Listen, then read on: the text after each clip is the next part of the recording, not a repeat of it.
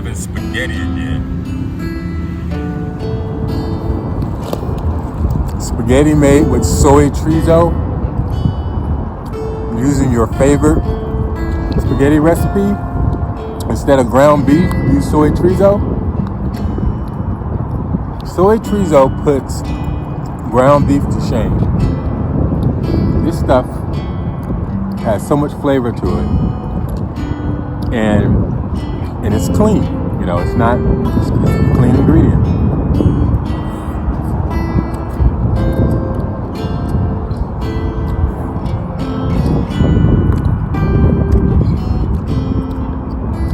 I can eat spaghetti every day. If I had my own place, I'll be cooking spaghetti every day.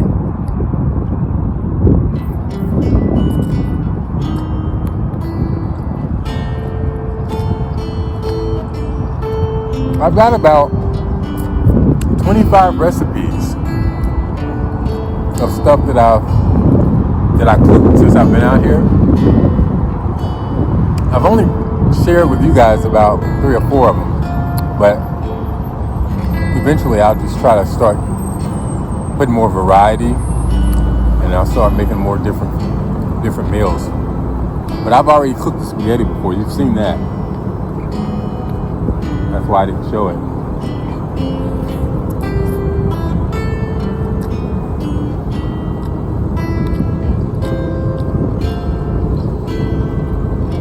It's good, man.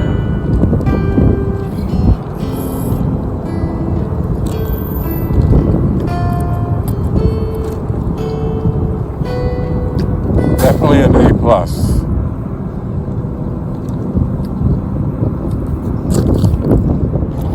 There's a YouTube channel I came across. It's called Quantisophy. It's spelled Quantiphy.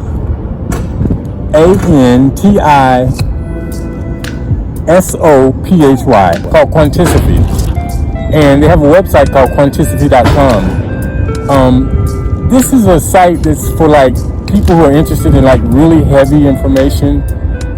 It's not for people who are sensitive to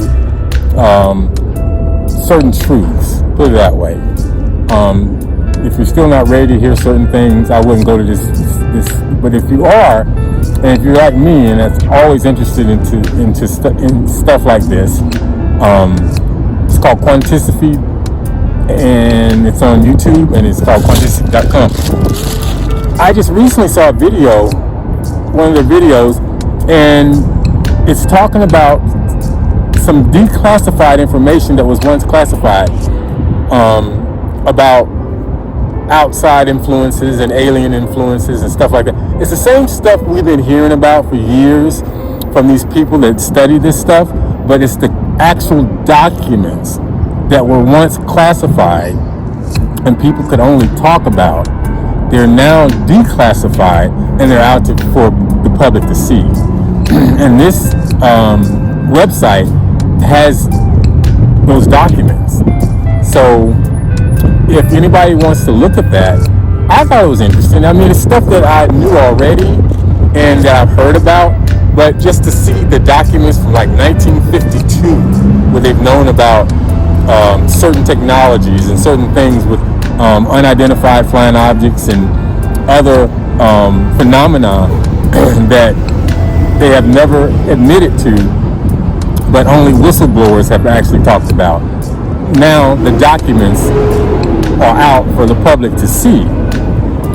So I looked at them and they're interesting. You know, it says all the stuff that I'm familiar with. I haven't heard before from whistleblowers, but to see the documents from 1952, and that's the ones that I looked at were from 1952. But there's quite a few of them on there. If you want to take a look at that, I just thought I'd throw that out there, and because I think stuff like that is interesting.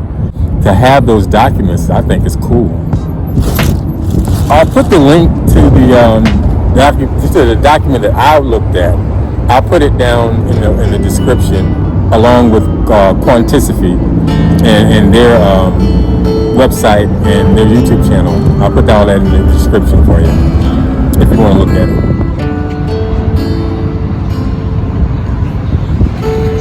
The The National Transportation Safety Board reports 87 aviation accidents this year already. What is going on? And will this determine how people travel? Any question one more time? Okay, the National Transportation Safety Board reports 87 aviation accidents this year already. What is going on? And will it also determine how people travel, particularly overseas? I think so. I think flying is one of the more safer transportation. It's supposed to be anyway. So, they say statistically it's safer than driving. So what do you feel about all the accidents this year already? I feel like everything that happens like that is governmental. It could even be population control. Okay. I had one guy say that maybe unseen presence sometimes has Unseen presence? Do you feel that? Do you feel that could be the case? He said unseen presence usually make people uncomfortable to talk about, so they just rather say it's on something that they can pinpoint. Kind of, sort of.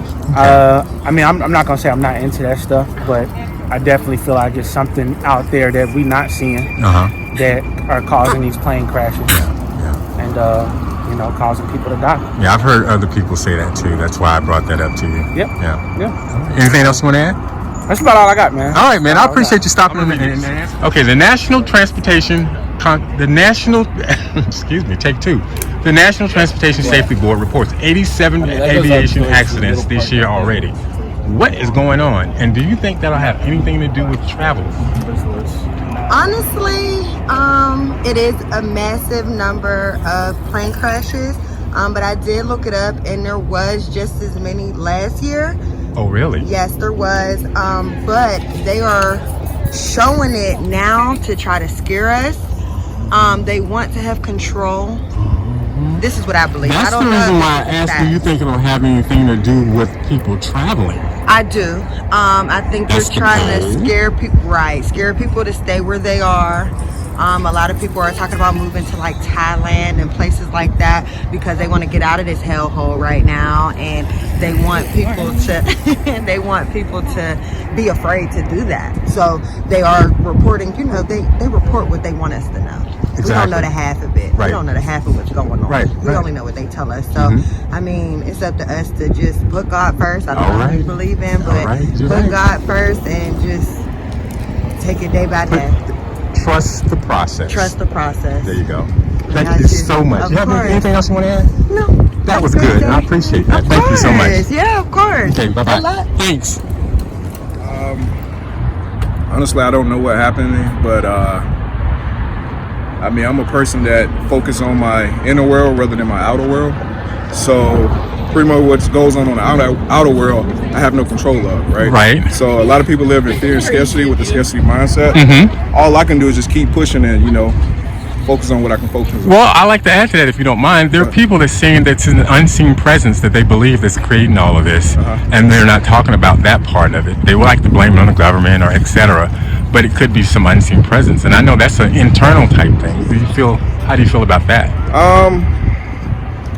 Honestly, I never thought about that. I never thought about that. Yeah, I didn't either until the person brought it up, and I'm thinking, well, that could be. Yeah, it could be a government thing. I really don't. Or an unseen presence. Unseen presence, yeah. So I really want to know. So. All right, well, good. But hey, do you have anything else you want to add? Focus on what you can focus on. And leave the rest up to whatever higher power. I mean, if it's your time, it's your time. But focus on what you can focus on. Focus on your inner world rather than your outer world. So there you go. All right, man. I appreciate you taking this. So personally, I don't think it should really affect anybody's perception on the industry, right? If you look at the definition of an aviation accident, right, a vast majority of those don't even result in an injury, right? Let alone the fatalities. Okay.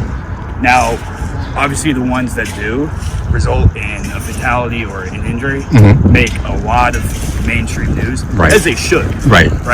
It's a major thing. We need to learn from them. And you know this because? I'm a flight instructor. Okay. Oh, okay. I teach people to fly. I see. Okay. Well, great.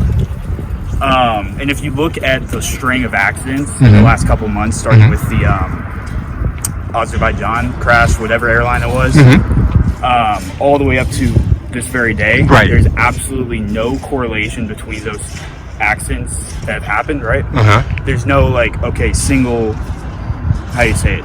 There's no connection. Exactly. Simple as that. There's no connection. There's no Exactly. connection. Now you could say a lot of them are pilot error, which they are, but take the Toronto crash for instance, 2 weeks ago, whenever it was, they just simply didn't have enough airspeed, right? Oh, okay. Came in, couldn't correct for the wind, right, and crashed. Okay. Simple fix to the pilot training.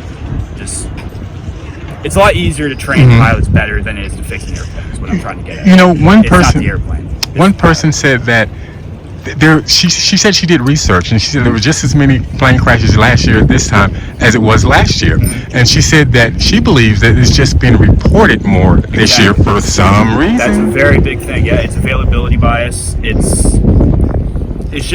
a string of unfortunate events, right? And they are incredibly unfortunate. Yeah. And take the the DC crash, CRJ 700 colliding with the Black Hawk helicopter. Yeah, I remember that. That's I saw that. Absolutely just insane, tragic. We haven't had anything happen since, to that level, right? Yeah, 2009 I think it was. Okay. We had that many deaths. Okay. Don't quote me on that though. No, I won't. But it's getting a lot of mainstream coverage again, like it should. But it's still the safest way to travel, no matter what. If you just look at the statistics, I don't think it should change people's view on the industry. I agree. I mean, it's an incredibly unfortunate series of events for sure, but coming from a person that's in the aviation business, I appreciate that answer, and I think it was very detailed, and I like that. Absolutely. Thank you so much, man. Yeah, sure, man. All right, and you'll be on to. I'm going to read to you this statistic. It says the National Transportation Safety Board reports 87 aviation accidents this year already. What is going on, and do you think that'll have anything to do with travel? With travels? Yeah, with the way people travel. Oh, definitely. People will maybe because of this make a different decision. Yeah. Because of this. I won't, but there will be people. So you do travel? I will definitely travel. Yeah. I think I'll take my odds. So you don't think anything's underneath all of this? It's just accidents. Just an accident. I hear you, man. I appreciate it.